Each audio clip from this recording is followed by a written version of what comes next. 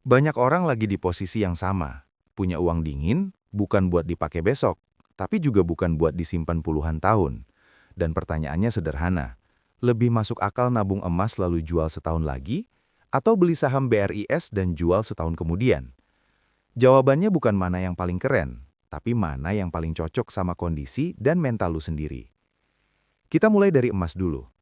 Nabung emas itu sebenarnya bukan buat ngejar untung besar, tapi buat jaga nilai uang. Emas itu alat lindung nilai, bukan mesin pengganda uang. Jadi kalau lu beli emas hari ini dan jual setahun lagi, harapannya bukan lompat jauh, tapi nggak turun daya belinya. Keuntungan emas itu satu, relatif tenang. Fluktuasinya ada, tapi jarang bikin jantung copot. Cocok buat orang yang pengen tidur nyenyak, nggak mau mantengin harga tiap hari, dan butuh kepastian. Kalau dalam setahun harga emas naik, itu bonus. Kalau stagnan, setidaknya uang lu masih utuh nilainya. Tapi kelemahan emas juga jelas. Kalau lu berharap hasil besar dalam waktu setahun, emas seringkali nggak ngasih itu. Karena emas kuatnya di stabilitas, bukan akselerasi. Sekarang kita geser ke saham BRIS. Beli saham BRIS itu artinya lu beli bisnis perbankan syariah yang masih berkembang. Artinya potensi naiknya ada, tapi resikonya juga nyata. Dalam waktu setahun, saham bisa ngasih hasil lebih tinggi dari emas, tapi juga bisa sebaliknya. Tergantung kondisi pasar, sentimen, dan kinerja perusahaan. Keuntungan saham itu di potensi, bukan kepastian.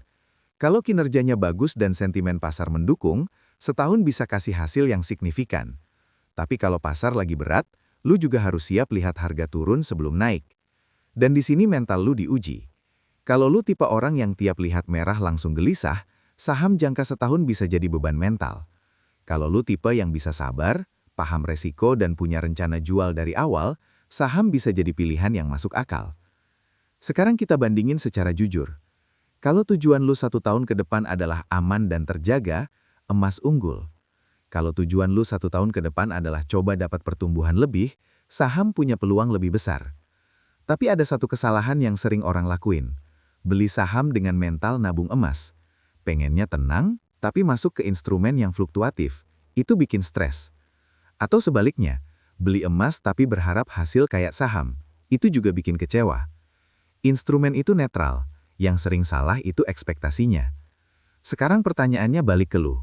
Kalau uang itu uang penting, misalnya buat biaya nikah, pendidikan atau kebutuhan setahun lagi yang nggak bisa ditunda, emas lebih rasional. Kalau uang itu uang dingin, bukan buat kebutuhan wajib, dan lu siap nerima naik turun, saham bisa dipertimbangkan. Dan satu hal penting, jangka waktu 1 tahun itu relatif pendek buat saham. Jadi kalau lu masuk saham, lu harus siap dengan skenario terburuk, bukan cuma berharap skenario terbaik. Emas jarang bikin kaya dalam setahun, tapi juga jarang bikin nyesel berat. Saham bisa bikin senyum dalam setahun, tapi juga bisa bikin lu diuji mentalnya. Pilihan paling bijak seringkali bukan pilih salah satu secara ekstrim, tapi ngerti karakter diri lu sendiri.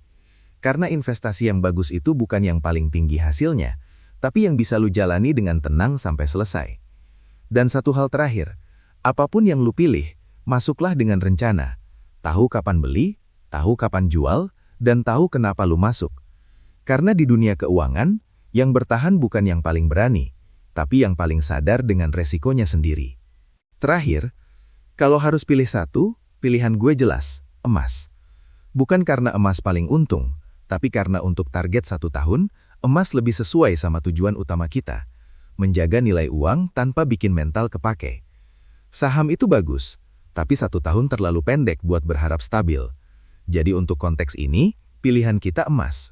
Tenang, rasional, dan sesuai tujuan.